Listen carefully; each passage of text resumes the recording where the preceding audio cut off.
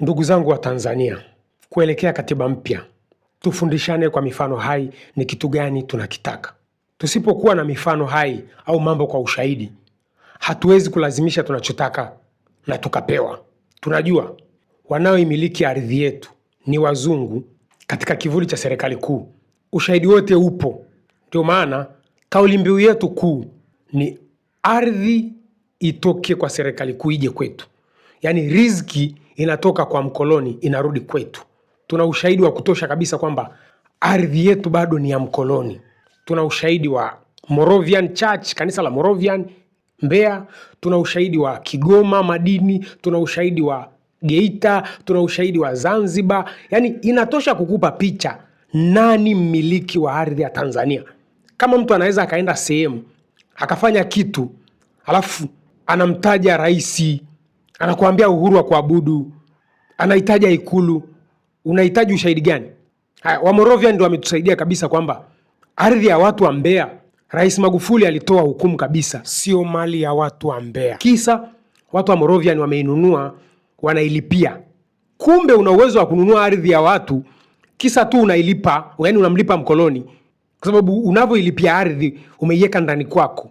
Alafu watu wa pale hawaitumii ile ardhi kwa sababu wewe umeinunua na unailipia.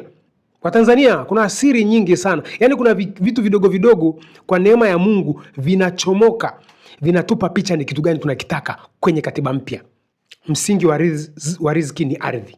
Ardhi kisha kwa kwetu, tutakuwa ndo madikteta wa sera yoyote ile ambayo itakuwa kandamizi. Wakenya ameshatufundisha. Wakenya walipewa uhuru wote unaojua wewe. Wamarekani wana uhuru wote unaojua wewe, lakini ardhi sio ya kwao. Jiulize. Najua kuna wenye akili ndogo ni wengi sana kwa sababu na watu wengi wana kelele. Na kuna upinde wa mvua pia. Hawajijui wao ni jinsia gani, tutawasaidia ni kitu gani kinachotakiwa. Sasa ndugu zangu, iko mifumo imetengenezwa, huwa kila siku naipigiaga kelele kama vile ni ya kutulazimisha sisi wa Tanzania ni wapumbavu.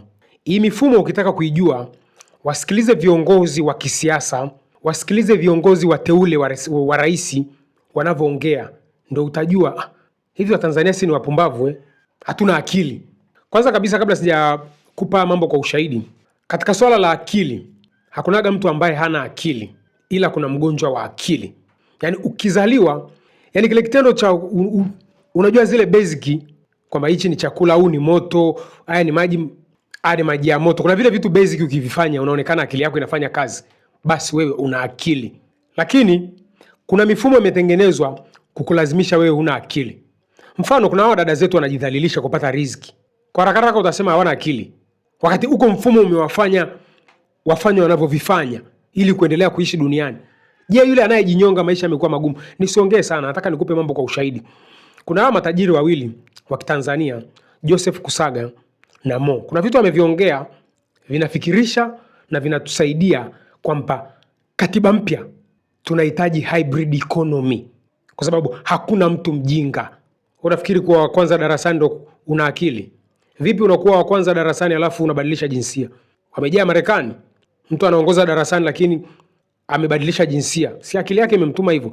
Nataka kwanza wasikilize matajiri wawili, Mo Dewji na Joseph Kusaga. Watu wanatoa mawazo. Watanzania sio wajinga. Mimi narudia tena kusema mimi full respect kwa Tanzania. Lakini probably wanaweza wakawa hawana sehemu ya kusema. Kusema in what sense? Sio kusema ubaya, lakini kuzungumzia what other kuna opportunities gani? Kuna maanake Tanzania wako Iceland huko. Yeah. Inawezekana huna soko tu huko Iceland la mahindi tu haya ambayo sisi tunatupa mara nyingine. Mananasi ikifika time ya kuvuna mengi, mimi nililima mananasi wakati fulani for fun. Karibu sijui eka 15 20. Mananasi niligawa.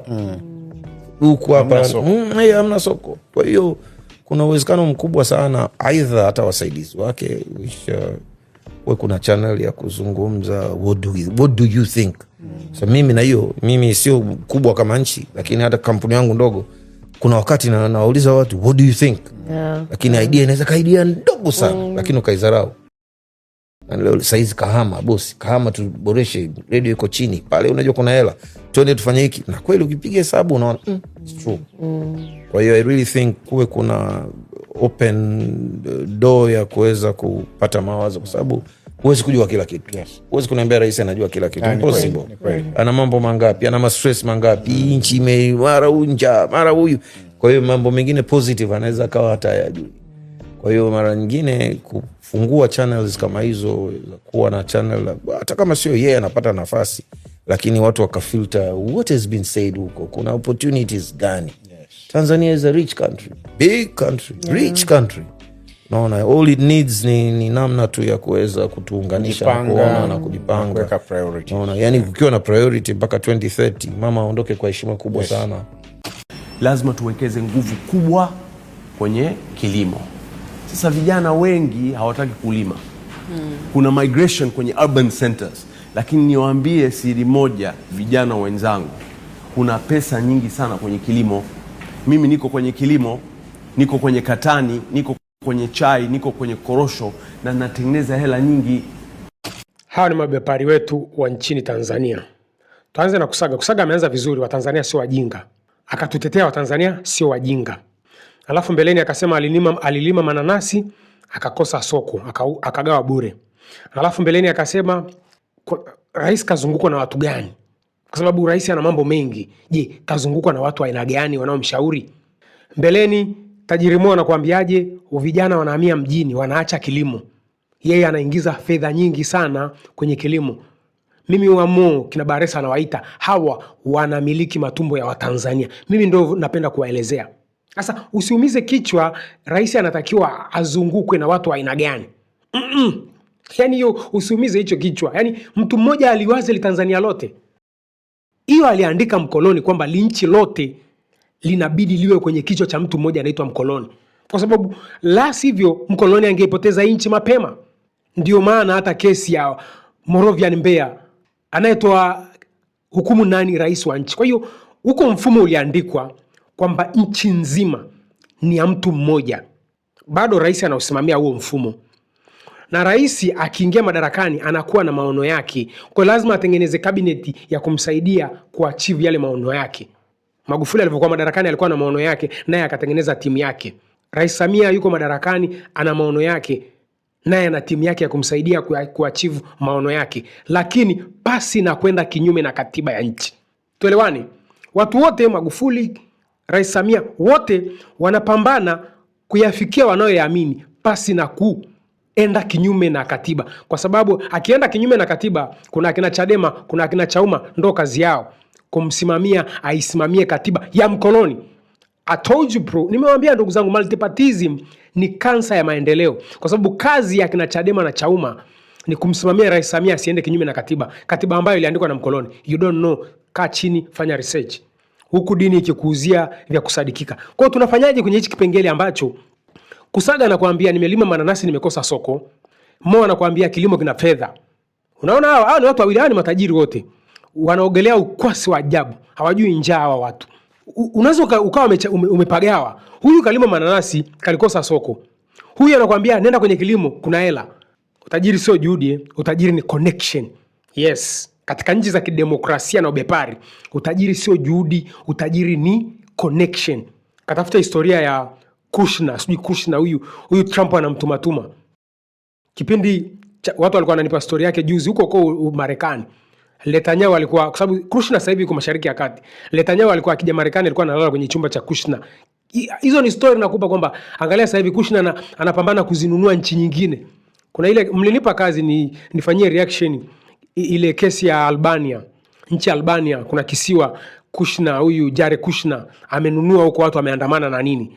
Hiyo nitaifanyia reaction, naelewa ndugu zangu. Kwenye hiki kipengele cha katiba mpya tutajifunza mambo mengi. Unaona? Kwa yule dogo amekulia kwenye connection. Hakunaga cha juhudi wewe. Hiyo ni kwenye ubepari na vyama vingi. Yaani capitalism and democracy. You don't need juhudi. Unahitaji connection and money kupata unachokitaka. Kwenye nchi zangu pendwa, nchi ni ya wananchi. Kwa hiyo nimsaidie Kusaga. Tunatokaje hapa kwamba rais alibebe linchi lote? Kwa sababu shida hapa ni kwamba linchi lote ni la mtu mmoja alifanyie maamuzi. Kumbuka huyu mtu naye ana cabinet ambayo nayo inataka maslahi. Kwa nini wizara zote zisijiendeshe kibiashara na kisiasa? Dawa hapa ni decentralized but organized under Jeshi la Kujenga Taifa. Unavyotaka kuhudumiwa, huulizwi wewe ni chama gani. Unavyopambana, mtu haji kwenye biashara yako akakuuliza wewe ni Chadema, Chauma. Yaani unavyokuwa kwenye biashara yako unapambana, mtu akikuharas, Jeshi la Kujenga Taifa linakutetea wewe. Hicho ndicho tunataka tukitengeneze kwenye decentralized but organized. Kama alivyosema Heche kwamba ni kweli najua kuna watu wanabia harassed kwenye biashara zao kisa tu wako kwenye mrengo fulani wa kisiasa. Hawa watu watawalinda nani kama sio Jeshi la Kujenga Taifa? Okay? Decentralized but organized. Manake nini? Linapokuja swala la uchumi ni hybrid. Wakina Mo wataflex maso zao, wana masoko yao mpaka Brazili, UAE, Uarabuni, wana masoko yao tunajua. Akina Kusaga hivyo wana masoko yao mpaka China. Kusaga ameshatuambia amepata tenda ya kuuza maharage China. Je, mimi naitaka kulima nyanya. Unakuja na nyanya zako sokoni, dalali anakupangia bei. Nani wa kunitunza mimi nayeanza kilimo cha nyanya na mtaji wa 100,000? Sina connection, manake market. Sina nayejuana naye kwenye CCM, Chadema, Chauma. Lakini nataka nijikwamue kwenye umaskini na mtaji wa 100,000, nimejiajiri kwenye kilimo cha nyanya. Watanzania wako milioni 60. Sio kweli siwezi kupata Watanzania kwenye watu milioni 60, sitakosa watu wa kula nyanya zangu. Sio kweli. Sio kweli Kusaga mananasi yake yalikosa mlaji. Sio kweli. Mfumo mbovu. Kusaga amelima amemaliza, halihitaji kuinject sokoni. Watanzania, decentralized but organized. Kila mkoa lazima uwe na JKT Center ya kukusanya mazao ya Watanzania na kuyasambaza nchi nzima. JKT decentralized but organized. JKT Center connected all across Tanzania. Tunajua mkoa fulani unalima nini zaidi. Mkoa fulani ni upi unalima miogo zaidi. Ni wapi walaji wa miogo zaidi. Yaani lazima tujuane kila mkoa una leverage gani linapokuja swala la kilimo. Na tuna maximize vipi kile kilimo kwa faida ya watu wa pale. Huyu anakuambia amelima mananasi amekosa soko. Huyu anakuambia kilimo kina hela. Tumwamini nani? Kila mtu anaongea kulingana na tumbo lake lilivyojaa. Tunajua. Hivyo ni kawaida ya kibinadamu. Ukishiba unaongea shibe. Ukiwa na njaa utaongea njaa. Right? Hiyo tunajua ni nature ya binadamu tulivyo. Kwa hiyo kuua huu ujinga ambaye kilimo kina hela, kilimo hakina hela, ni decentralized but organized and JKT Center. Stress za Kilimanjaro ni za wana Kilimanjaro kwa faida ya wana Kilimanjaro na Tanzania. Kwa sababu kama ndizi zinazalishwa Kilimanjaro zinakwenda Zanzibar, zinakwenda Dar es Salaam, si wanafaidi wa Tanzania? Stress za wana Dar es Salaam ni za wana Dar es Salaam kwa faida ya wa Tanzania. Tuna bandari pale, inahitaji wahudumie wa Tanzania wote. Stress za wana Kigoma ni za wana Kigoma kwa faida ya wana Kigoma na wa Tanzania. Mwana Kigoma angepewa madini yake, angetoka Kigoma kwenda kunyoa nywele Zanzibar. Mheshimiwa Osman ulivyokuwa unatuambia wana Kigoma wananyoa nywele. Mfumo mbovu. Kuna wale wa upinde wa mvua na wenye akili ndogo watakwambia ukabila. Yaani kama nchi ingekuwa na ukabila, mtu wa kwanza angeonyesha tabia mbaya za ukabila ni Mzaramo. Mzaramo amekusanya watu wangapi? Umeshamsikia anapiga kelele. Wote tumeizunguka bandari. Kila mkoa una wajibu wa kutunza mazingira yake kwa faida ya Watanzania. Kwa sababu the more you produce, you need to sell all across the country. Lakini mfumo wa kiuchumi wa kibepari, riziki imetengenezewa mazingira kwamba ije Dar es Salaam yote. Dar es Salaam kidogo, alafu kina population zote hizo. Mbona mjiulizaji hayo maswali nyewe wenye upinde wa mvua? Mnakujaga kuniambia maswala yako ya JKT mbona kama hatukuelewi? Yaani nataka nchi bado iwe chini ya mtu mmoja. Decentralized but organized. Serikali inakwenda kuwa tarishi, haimiliki chochote, inapewa script, inacheza script. Waandika script ni sisi wa Tanzania chini ya mwavuli wa Jeshi la Kujenga Taifa. Huwezi kuwa una kibiashara chako wewe ni Chadema, unabia rasdi kisa tu wewe ni Chadema. Huwezi kuwa na kibiashara chako kisha ni Chauma, unabia rasdi kisa ni Chauma. Upumbavu wa multipartyism waliotuletea wazungu tutabaki nao, lakini tunatafuta njia ya kuneutralize. Uwe kama Simba na Yanga, Azam hivyo. Hatuwezi kuumizana kisa multipartyism wewe. Lazima iwe dini ambayo inatukusanya wote. Linapokuja swala la ujenzi wa taifa letu, tunaongea lugha moja, Jeshi la Kujenga Taifa. That is the language. So far bado tuna katiba ya mkoloni. Sitaki nikutoe kwenye hicho. Wewe elewa bado tuna katiba ya mkoloni. Kila zuri ni la Rais Samia amelifanya. Imagine ndugu yangu Shigongo ameenda kusalimia ndugu zake huko. Amekuta sijui amefanya nini, sifa inakwenda kwa Rais Samia. Naomba msikilize kidogo tu Shigongo. Tanzania oye! Kakobe oye! Mheshimiwa diwani wa kata, diwani wa viti maalum dadangu Zena, viongozi wangu wa chama na serikali, tunatambua uwepo wa mwenyekiti wetu wa kata, lakini wananchi wa Kasalaji, uwepo wa daktari wetu Dr. Rugereka, kituo chetu cha Kakobe cha afya. Nimefurahi sana kufika hapa. Nilipokuja hapa mara ya mwisho hali ilikuwa mbaya sana. Na nyie mtakumbuka kwamba watoto walikuwa wengi, madarasa hayatoshi na mabovu. Tukaanza kupambana tujenge yale madarasa pale kwa mfuko wa jimbo. Tumepambana na wananchi, tumejenga. Lakini nichukue nafasi hii kuzungumza mambo mawili. La kwanza, naomba nishukuru sana serikali ya Jamhuri ya Muungano wa Tanzania, Dr. Samia Suluhu Hassan, kwa namna ambavyo anatuletea fedha nyingi wananchi wa Buchosa kwa ajili ya maendeleo. Hizi fedha zilizojenga hizi nyumba, madarasa zote, siwezi kusema nimezitoa mfukoni kwangu. Huo utakuwa ni uongo. Serikali inaleta hizi fedha. Serikali ya nani? Ya CCM chini ya Dr. Samia Suluhu Hassan kama rais wetu. Kwa hiyo binafsi kama mbunge namshukuru sana rais kwa kweli. Tunapopeleka vilio vya wananchi anatusikiliza na anajibu kwa matendo. Unaona hapo Shigongo anamsifia Rais Samia. Sio Rais Samia amemtuma kumsifia. Protokali za hii nchi mkoloni alivyoandika, kila zuri ni mkoloni amefanya. Kwa hiyo Shigongo kumsifia Rais Samia ni protokali za nchi hizi zilivyo kwenye katiba. Kila jambo zuri anafanya rais wa Jamhuri ya Muungano wa Tanzania. Ndio maana barabara zetu, mazingira yetu haturuhusiwi kuyarekebisha pasi na kujulikana sisi ni chama gani. Kwa sababu nitarekebisha mazingira yangu, kumbe mimi ni Chauma. Kwa hiyo sifa zitakwenda kwa Chauma, alafu hazitakwenda kwa rais wa Jamhuri ya Muungano wa Tanzania. Wewe unafikiri kwa nini akina halmashauri hakuruhusu kurekebisha mazingira yako bila wao kibali chao? Kwa sababu halmashauri ni mkoloni. Kwa hiyo bwana Shigongo, I'm not disrespecting you my brother. Mimi I respect you a lot. Lakini kwanza kumsifia rais kwa kilichofanyika, kwamba ni juhudi za rais, sio raia wa hapo. Disrespect sisi wa Tanzania kwamba hatujiwezi bila mkoloni. That's literal the meaning. Kwa hiyo kufuta huu ujinga kwamba kila jambo jema linafanywa na rais na sio watu wa maeneo husika, ni decentralized but organized chini ya dini inayoitwa Jeshi la Kujenga Taifa. Huwezi kutuambia hatuwezi kujenga kijumba kama hicho Shigongo anakionyesha hapo wewe. What a shame. Kwa hiyo kwenye katiba mpya nchi inatoka kwa mkoloni na rudi kwetu.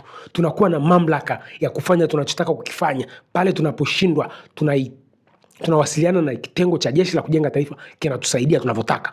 Kwa sasa nchi na vyote vijazavyo bado ni mali ya mkoloni. Hutaki? Kaulize Moravian, shamba walipewa na nani? Atakutajia Kikwete, Mariam Lukuvi, Albert Chalamila ndo aliauthorize shamba la watu wa Mbeya ni la Moravian wa Czechoslovakia. Tukusanye ushahidi. Ikifika muda wa kuandika, tunaandika tu faster. Nchi na vyote vijazavyo ni mali ya Watanzania. Unavyokwenda kuwekeza kwa Watanzania, wape mchanganuo watu wa sehemu husika wanafaidikaji na uwekezaji wako. Na sio unafika tu unawafukuza watu kisa tu una kibali cha mkoloni. Sio maana yake. Hakuna serikali iliyotatua kesi za ardhi, bali kila serikali ilifanya tatizo la ardhi kuwa kubwa kiasi kwamba pakatengenezeka vita ya serikali na raia wa pale. Mfano mzuri, Manyara.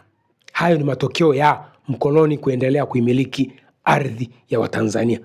Katiba mpya, ardhi inatoka kwa mkoloni inarudi kwa Watanzania. Tutakuwa ni madikteta wa sera zote za kutufaidisha sisi. Tujifunze kwa waliokosea, tujifunze kwa waliofanikiwa. Watanzania, kuelekea katiba mpya, tukusanye mambo kwa ushahidi. Tuelimike, tusiwe wasomi.